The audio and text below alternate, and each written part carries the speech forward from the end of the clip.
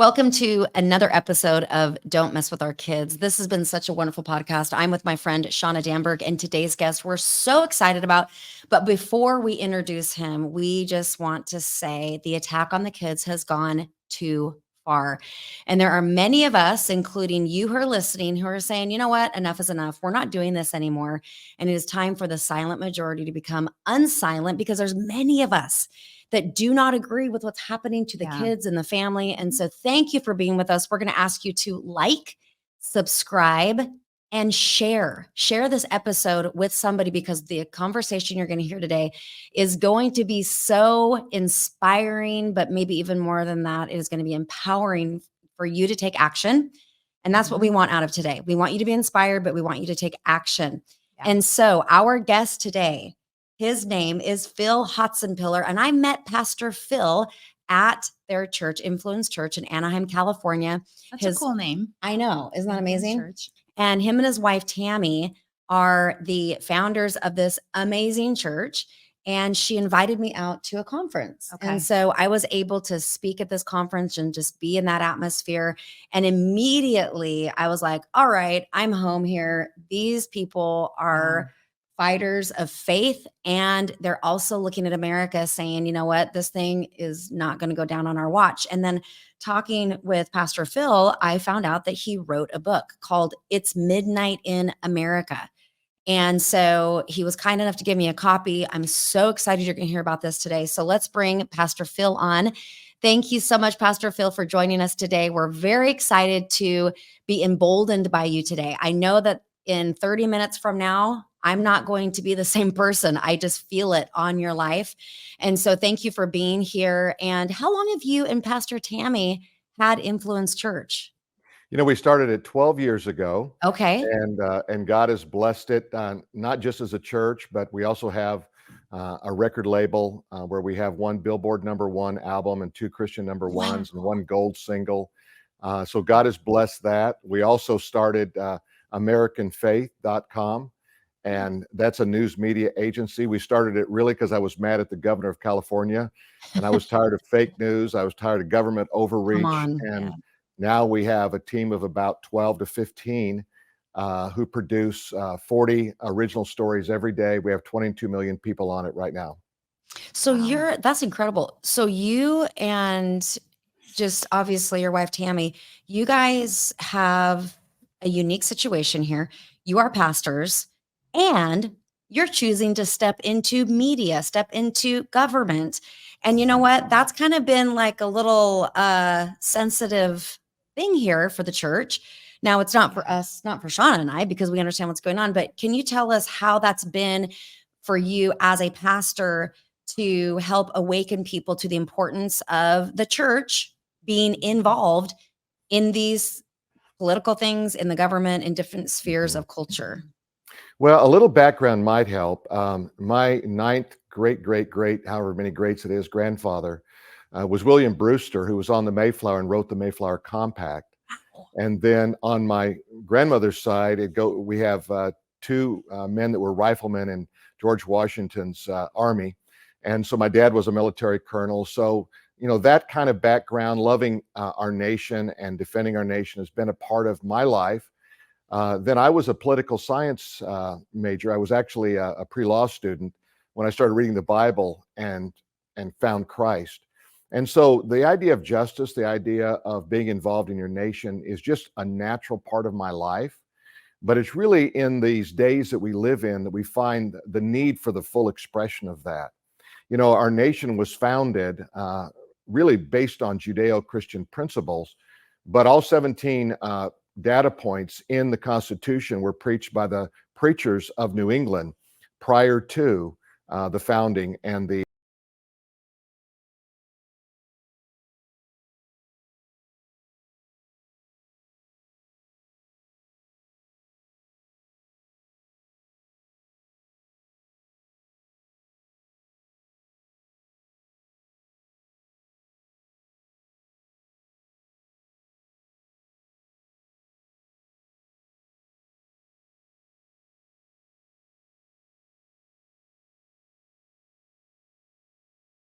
in 1939 Berlin, where the Mm. Lutheran Church rolled over and succumbed to the state agenda of the Nazi regime. And day in and day out, I see this, and I saw it most manifest during the pandemic. And we, like everyone else, when this initially happened, we thought, what is this? What do we do? But it only took us a couple of weeks to realize we were being conned and we Mm. were being tricked. And so we opened our doors back up, and we endured raids by OSHA, the health department, a lot of criticism, but we refused to bow to Caesar. And we knew that not only did we have a constitutional right, but we had a right under God to be open. And Yeah. so it was in that season that I really began to preach on the subject of freedom, democracy, and how it relates to the Word of God. I thought it would be 6 or 8 sermons. It turned out to be 62 sermons. And Wow. so, Whoa. yeah, so I went a long time, and I went as long as I could. I mean, it finally I was tired. Everybody else was tired. They needed something new, and so did I. But it became the basis for this book, and that's why that's such an important story in this. So Mhm. one of the things I did was I'm a real research guy. I love history. I love English literature. Those are a couple of my majors in college and my undergrad level. And one of the things I discovered was a man by the name of Bitterman. And Bitterman did a study of the interrogation techniques that were used by communist China and the North Koreans when they captured an airman or a soldier. And he created what was called the Bitterman chart of coercion. It's in chapter 1, which is called This is a Dress Rehearsal. And I realized that all 8 points of Bitterman's chart of coercion that was of communist origin were used during the pandemic. The first Mm. one, which was you'll find most interesting, is that they found that if they would isolate airmen 6 feet apart, they could be in an open room. As long as they were 6 feet apart, they would feel isolated and unconnected. If they moved them to 5 feet, they felt connected. Oh my So word. Whoa. 6 feet became kind of the number that we saw Mm. during the pandemic. And then if you go through that chart, another really interesting one is they would make rules up that didn't make sense. And I give an example of all of these. For example, I go into a restaurant with a mask on, but when I sit down, I can take it off. Now, everybody on planet Earth knows that is idiotic. That doesn't make any sense at all. But remember, control was the ultimate aim of what was happening there. And unfortunately, what happened was children became on the front line of this whole war that we're seeing. It only began there. It began with schools and the capturing of children and controlling of children, only to be manifest in what we see today. So really, we're all in this same fight. If we love America and we love children, we love life, we love liberty, we love God, we're all in the same fight. It's just the demonic forces, they manifest themselves in different ways at different times. And they know well enough. We see it happen now in college universities where you see the demonic forces that are taking control and pitting students against one another. Should not surprise us at all. Qatar has given somewhere around $30 billion to Colombia alone in order to, and that is to fuel the Islamic studies. We know that there's up to, somewhere, some people estimate if you count the dark money, there could be as much as $100 billion that's gone to universities in America Oh. to influence it for Islam. Texas A&M has been funded largely through Islamic money, and they own 503 of the patents that Texas A&M have produced. And I will remind you, Texas A&M is one of the universities that is deeply involved in the development of nuclear weapons. And so Hmm. we see that there's an agenda afoot. And when I Mm. began to see that, I began to write, and I said, what would happen if I would look through the lens of America in prophetic truth? So one of the things I do is I have a chapter called The Prophetic Clock. And prophecy should be great comfort to people. It should not be something that worries them. And a lot of people say, I'm afraid, I don't read the book of Revelation. And they get started, they get to chapter 7, they're enthralled in the middle of this great tribulation. They call time out and they leave and go back to Galatians. I get that. All right. Because really it's not that complicated, but it is if you don't have a background and don't know how to organize it and divide it into a manageable piece. So what I do is I make it very manageable, very easy for people to understand and to read. And every chapter is actually can stand alone if you want it to. You can read the chapter on American biblical prophecy without reading the others and feel like, wow, that was informative, and I didn't miss anything completely by not reading those other chapters. Wow, that's so powerful. Well, when you shared this book with me just briefly and gave me the copy, told me a little bit what it was about, and I've heard you speak before, I knew immediately we needed to get this connected into our app. And so that has since launched. It's just been out here for a couple weeks. And if somebody wants to go download the app, they can go to hvmapp.com. So hvmapp.com. When you go there, you get to pick whether you're going for the Android or the iPhone. But anyway, when you get inside this app, it's really, really simple. But let me share with you how you get to this book. And then, of course, you could go through Amazon, which ultimately, is how the app leads you. But if you go to the take action button and then you go to the educate, engage tab, go through there and you'll see different things that you can read and get connected with. Because what we like to do at this ministry is we like to connect people, right? And with organizations. And so that we can come together and move together. So with this book, I like what you said about being able to read one chapter at a time. I think sometimes when you look at a book, you're like, okay, here's a big project in front of me. I got to read this whole thing to understand any of it. So these are put into these chapters that are, you said, are standalone, which is really, really cool, actually. What are you hoping that people get from reading this? Like, this is the goal of the reader when they're done. What is your hope for that person? Well, I think to really play on your word, it really is to find hope and encouragement in trying times. Okay. God gave us prophecy for a reason. He said, "I do nothing unless I reveal it first to my prophets." And so God has revealed some things. If you can know that God spoke about today 2,500 years ago, and you can see it literally fulfilled in your lifetime, what it does is it reminds you that God is sovereign and God is bigger than circumstances and problems you face on a daily basis. So prophecy is not something to shy away from. It's really something to understand. And I believe when people do that, they will be amazed. In fact, we're living in one of the freshest, hottest prophetic time periods in human history. Now, I know that's really crazy to say. I didn't say it's the most. I think the most would be Jesus coming to earth, but it's one of the most. We're seeing things fulfilled that people have waited literally thousands of years to see fulfilled. Mm, Let me give you a quick rundown of some highlights. For example, Jesus said in Matthew 24 that nation would rise against nation and kingdom against kingdom. Now, prior to that, used to be the wars and rumors of wars. In other words, not every war is a biblical war. Not every war is prophesied. But when he changed gears there and went to nation, nation, kingdom, kingdom, mm. the first time that happened was World War I. So that was 1914 to 1918. So I can put a data point in the margin of my Bible that historically this thing is starting to unfold. Wow. When I go to Isaiah 66, here's another one. It says that can a nation be born in a day? And it prophesies that Israel would be born in a day. It was 1948. And so we go, okay, the prophetic clock began to tick in 1948. Quickly after that, 1950 comes the law of return. They establish a law in Israel. That means any Jew living anywhere in the world can come and get citizenship.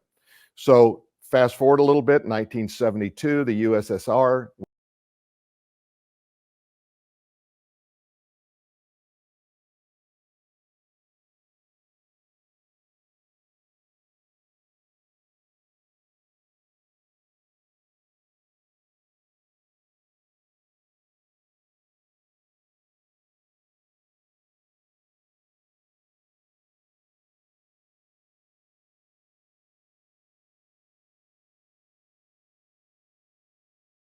fulfilling a scripture in Zephaniah that said, "Out of Ethiopia will I call my people."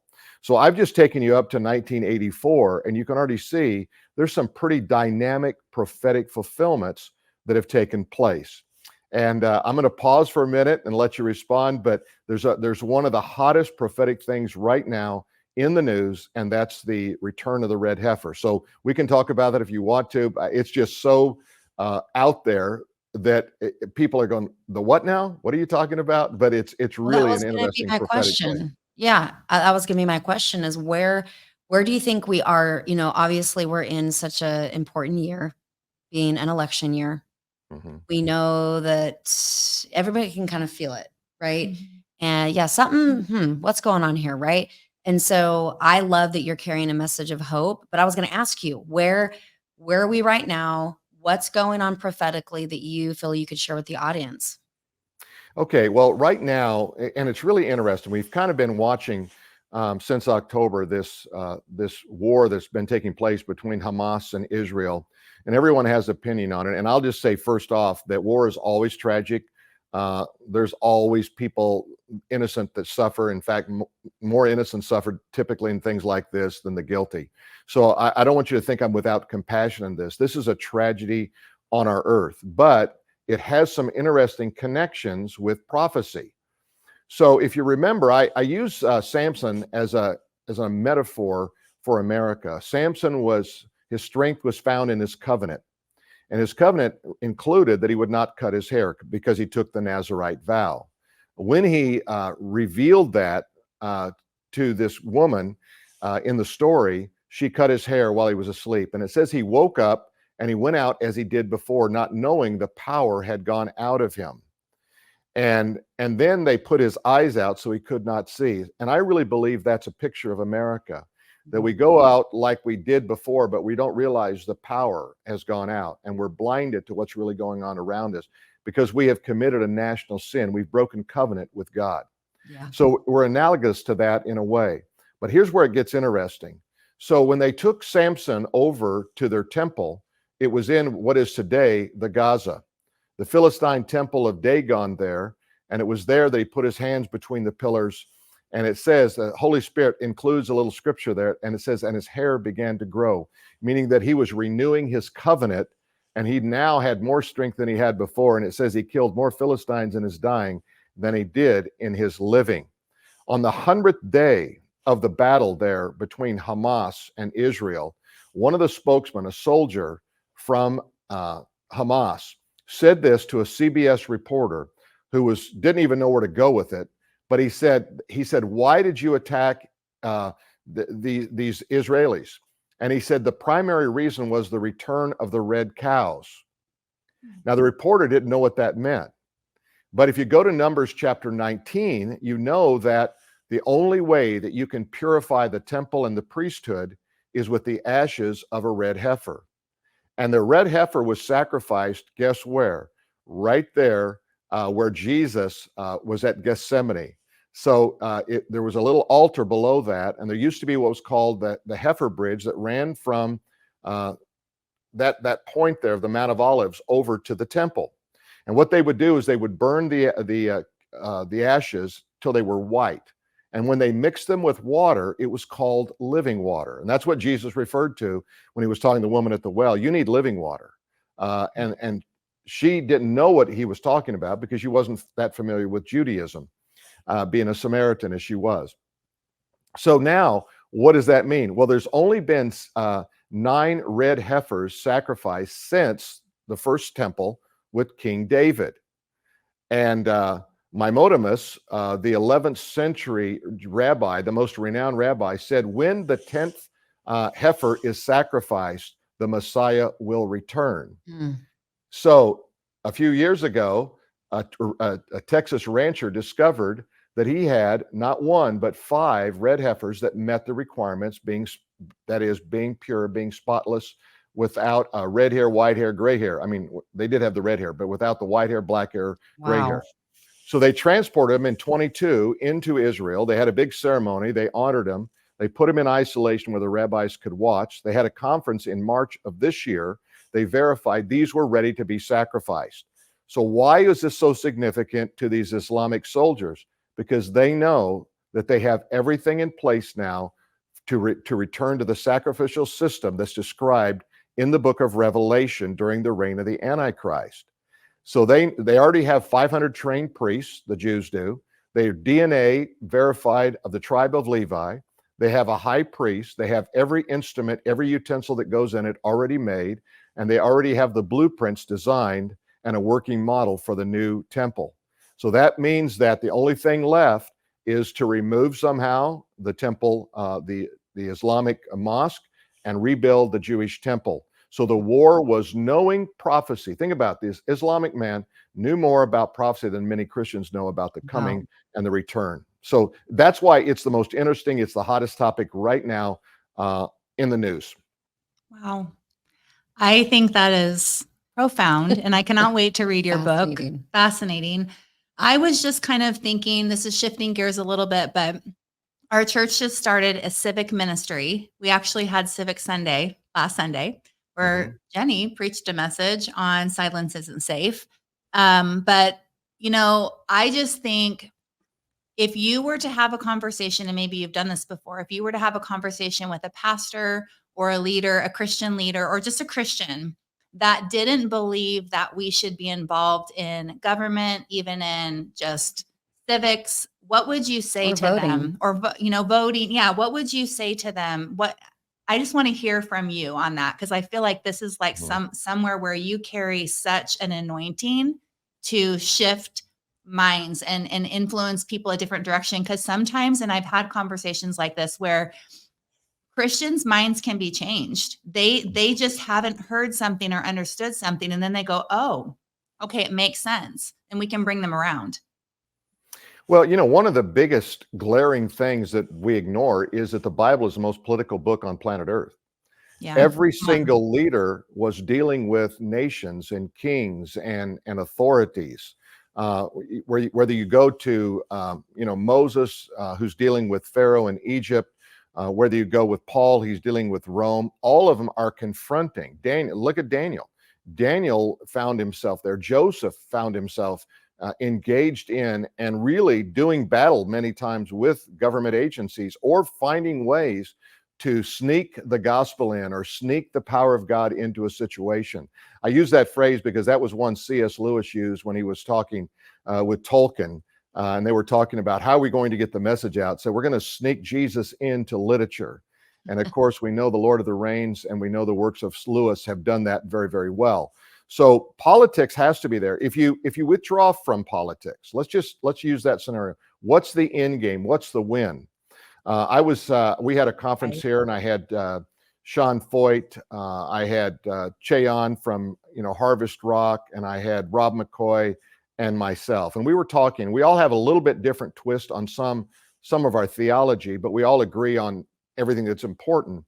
And Rob McCoy made an interesting thing. If we don't stand for freedom, we can find ourselves in jail discussing theology, because that's what happens. Yep. If you don't have freedom, what do you have? And what we see is this move of cultural Marxism that has really, it's really an old technique.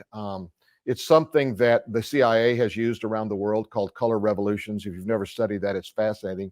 My dad was an Army colonel in military intelligence, so I grew up in this kind of world of knowing this, the cloak and dagger and intrigue that went along with it. But basically what you do is you pit one group of people against another group of people in order to create chaos. And then you have the government that moves in to take control. And the government that moves in is always high on control. They're despotic.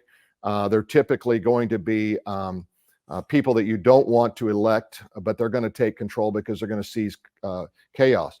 So when you saw BLM riot, that was a cultural Marxist and probably engineered. I don't know by CIA, but it was engineered by someone who understood how you pit people against each other and claim things that are so outlandish they don't even make sense. Yeah. The same thing you see happening right now with transgenderism. That's cultural Marxism. It's really saying, you don't love people, do you? You saw it going on with the jab. If you don't take it, you don't love people. Yep. We even saw pastors who came out and said, yeah, if you really love people, if you love your neighbors yourself, you'll get vaccinated so you don't give them COVID. And it was really an argument of futility, because we were working with an unproven vaccine that had all the right warning signs on it. And yet it was chose to ignore it. And it's only now that they're estimating somewhere the numbers around 17 million people who have died from the COVID injection. Word. And it's so hard to get stats because there's so much cover up going on in this world. So, yeah, you can be apolitical, and you know what you're going to do? You're going to end up just like the Lutheran Church did in Germany. Wow. That's the end result. Wow. Let's You talk know, about Marxism. Oh, go ahead. yeah, let me say this. I really believe the most essential character quality is the quality of courage. Winston Churchill said, "Out of courage comes all other character qualities." Because if you're not willing to stand for something, then everything that comes along, you're going to just lean into. You're gonna find a way just to kind of relate and make peace with people around you. And when you Right. do that, you're either going to make peace with culture, you're going to make peace with the government, you're going to make peace with somebody, but you have to stand. And it's going to cost you something to stand. Yeah. But if you don't stand, what do you get? You get worse than what we see happening today. If nobody was standing, if you guys weren't standing, what would be the end result? You have no idea how many people you probably strengthened with your message. And even if they don't write you, even if they don't contact you, you'd be surprised. You know, Billy Graham said, when the spine of one man is strengthened, he strengthens the spine of 1,000 men. So we have Oh, to stand strong in the midst of challenges. Come on. that's amazing. And so when I first heard the term Marxism, I think I heard it in 22, maybe. I'd never heard it before. Been around for a long time, I understand. But it was only until recently I heard this definition that brought clarity. So I'd like to, I'm going to give it to you and then you Okay. maybe comment on this. But what I heard was basically there in Marxism, there is a oppressor and then there's the oppressed. Mhm. And so those are the two groups that are pitted against each other. And all of a sudden that made sense to me because I was like, oh yeah, BLM. Okay. So are you on this side or are you on this side? Okay. Are Mhm. you getting the vaccine or are you not getting the vaccine? So it made sense like, okay, I'm white. So now I'm supposed to apologize to people because I'm the oppressor because of my skin color, during all that stuff going on. So is that the essence Yeah, of Marxism? that's a great way to put it. Let's use Adolf Hitler. Adolf Hitler said the problem with the economy of the Jews. Okay, so if we get rid of the Jews, the economy Wow. will come back. Oh my. I didn't know You- that he based it on that. oh yeah, it's all comes out of classic Marxism. And so that's always how they tend to win the game. So what do you see on college campus today? Well, the problem is Israel. So if we just get rid of Israel, and if we don't have any alignment with Israel, then everything will be fine. And so you've got this, somebody's pulling strings behind what's happening on these college campuses. It's not the college students. Exactly. Some of them don't even know. I saw a couple interviews where this one girl said, "Yeah, I don't really know what the issues are, but I'm for Palestine." Yeah. Well, that's not a great testimony for your movement, but it doesn't matter because the goal is just to disrupt and bring chaos to bear. Colombia is no stranger to this. In 1984, there was another similar one. They actually kidnapped, they seized 4 or 5 buildings. The whole thing was about civil rights. Now, civil rights is certainly something worth standing up for. But when you get down to the place, does the end justify the means? Can you take people captive, kidnap them? Can you seize control of something? When the very leader of that movement, Martin Luther King, did just the opposite. In fact, when he knew chaos was coming, the instructions were to get down, cover your head, and roll into a ball. And I know that because one of the men that marched with King is a member of our church here. And so to hear the stories of King and how different it was than what you perceive in history is pretty amazing. Wow. That is Wow. amazing. So here's kind of the setup. Tell me where we're at with this. So here we go. We're in two groups. One's oppressed, one's the oppressor. You end up in one of the two. Chaos ensues because these two groups come against each other. This was all pushed through Mhm. media, through whatever, by the government. Now, um, government, culture, media, anyway, they get to come in and say, oh, look at all this chaos. Now we're going to save you from this Let's chaos. help you. Mhm. And so Let's kind of help a all of you. yeah, now we're the people because I've been in conversations where there was no problem and somebody said something created a problem and then they turned around and solved it. And I went, what just happened? Like Mhm. that person created a problem so that they could come around and solve it and be the hero. And everyone was so happy that that person solved the problem that they created. And I was like, is this narcissism? Like, I don't understand all these terms necessarily, but is this kind of what's happening? Is it's kind of like, okay, everybody. And then to form or to get some kind of control right over us where, you get the supply chain or whatever, get that a mess. And so now we're just completely dependent. I'm not sure how the connection between No, Marxism no, and that the you hit the all of nail on the head right there. we become dependent on someone who can solve our problem. Nobody likes problems. I don't even like to solve problems, but Right. I have to solve problems. I have to be engaged somehow. And so ultimately, this is the model of the Antichrist. What will happen? The world will be in such a chaotic mess. The man of peace who will come in, he'll make a covenant with Israel for 7 years, and all looks well until you get midway, and that's Revelation 13, and he declares that he is God. He takes a seat in the temple of God, and then institutes the mark of the beast. Well, see, that's the ultimate chaos. That's the ultimate lawlessness in the land. My previous book was called One Nation Without Law. It was a bestseller, and I wrote it in 2017, but if you read it, it reads like it was written in 2020, because I really prophetically looked ahead. And I was doing an interview. I was doing a show actually for the History Channel, and they turned off the camera, and he said, okay, you just walked me through the book of Revelation. Now, what keeps you up at night? What scares you? And I wasn't prepared for the question, but I simply said, when lawlessness marches down Main Street unabated. Well, that's what's happening today. That's what happened at BLM. Now you see, they're changing laws so that nobody's guilty of crimes.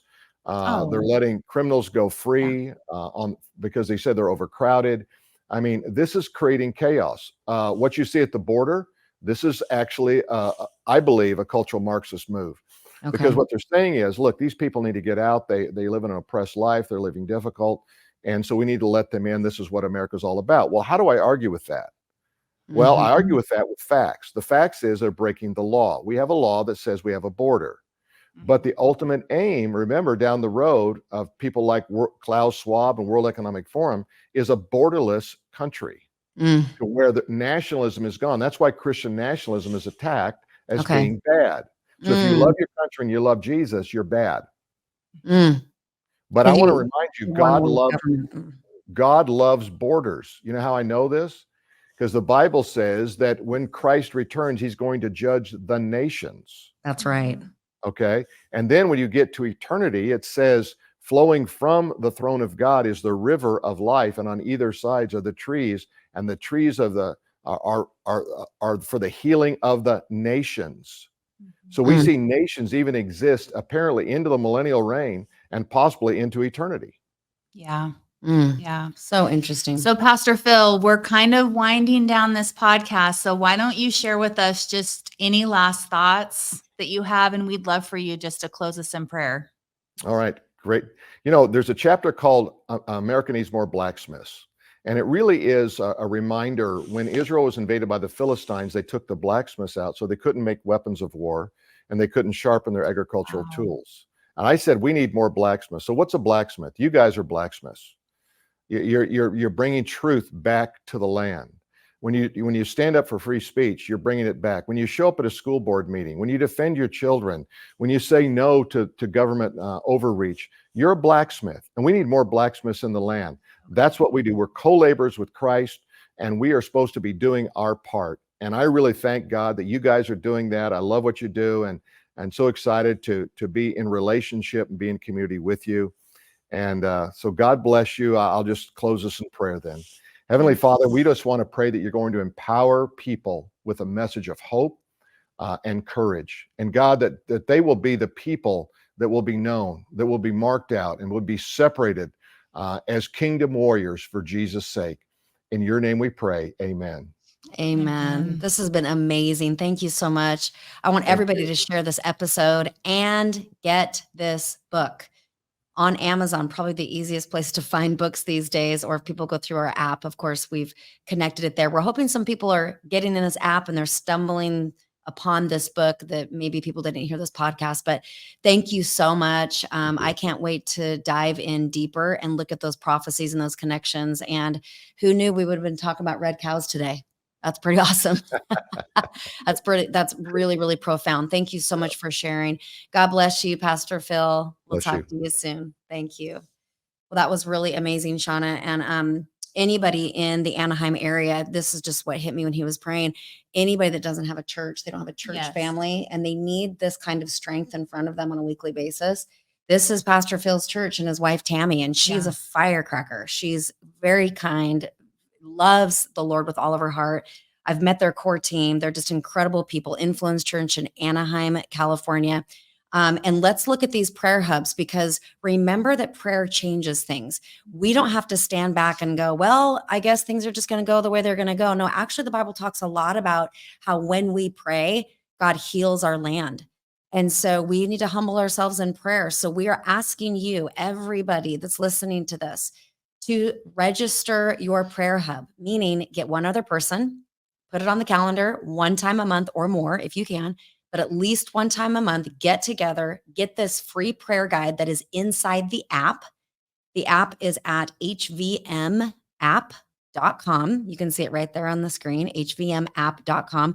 Go there, download the app, go to prayer hubs, register, and then get the free prayer guide. We also have a prayer guide in Spanish. We have one in Chinese coming, and we Cool. have one for kids 7 and under and 7 to 12 years old. Mamas, really, truly, it's time to put your kids at the kitchen table. Get out the hot chocolate, get the whipped cream, whatever you got to do to bring them into prayer, right? And get the little communion cups. They love those. And just pray.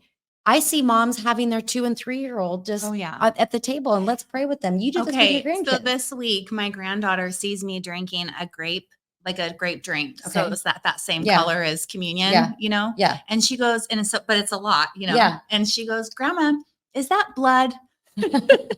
And I said, Right. no, it's not blood. And then she wanted to take communion. So we Right. did. But I'm just thinking she's 3.5 and Mhm. she knows what the blood is. Right. And so they're not too young at 2 and 3. But yeah, so good, Jenny. No, they are not. Get them in a prayer hub. Absolutely. And don't overthink this. This is Mm-mm. simply you saying, I'm going to register my prayer hub and then get information. I'm going to get inside this communication channel so that I can have these resources that are totally, entirely free. In fact, moms and grandmas, we have the sing along memory verses that are now inside the app. And so these kids are singing the scriptures and they will stick. You will not forget these scriptures. You will have them memorized because they're so easy to memorize in song. But we want you to get those kids in front of prayer. We want you in front of prayer. Things will change. I believe that our kids need to be a part of the change that's coming, which is to see America turn around and turn back to God. So we're super thankful for people like Pastor Phil being on here today. Would you please share this message today? There are people out there that will never hear this, never see this until you send it to them. So thank you so much for doing that and spreading the word. We'll see you guys next time.